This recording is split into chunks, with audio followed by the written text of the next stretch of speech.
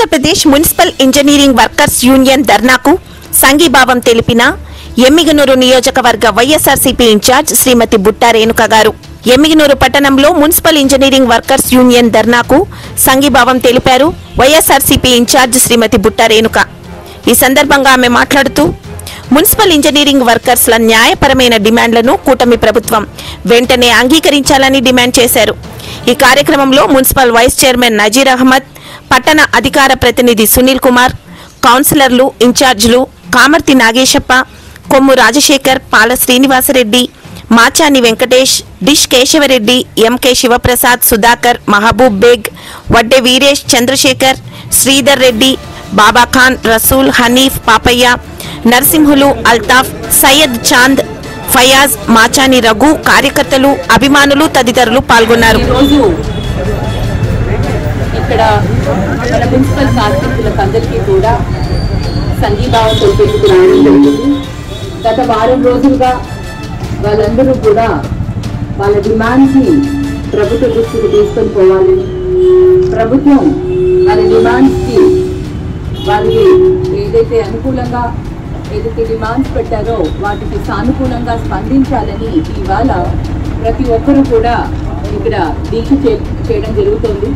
మరి ఈ దీక్షకు సంఘీభావంగా ఈరోజు ఇక్కడ వీళ్ళందరికీ కూడా మాట్లాడించేందుకు, వారి సమస్యలను తెలుసుకునేందుకు వచ్చాము.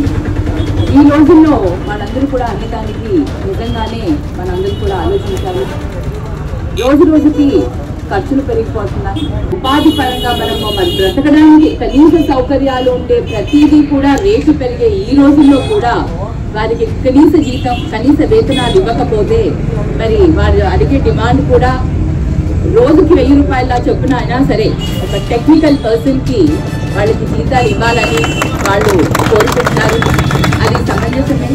బికాజ్ ప్రతి మనిషికి వాళ్ళ పిల్లల్ని చదివించుకోవాలన్నా, వాళ్ళ నిత్య అవసరాలు వాళ్ళు చేసుకోవాలన్నా, ఒక హాస్పిటల్కి ఏదైనా వెళ్ళాలన్నా మనందరికీ తెలుసు ఈ రోజుల్లో ఎక్కడ వెళ్ళాలన్నా ఏదైనా సరే ఎంతో ఖర్చుతో కూడుకున్న జీవితం ఈ రోజుల్లో.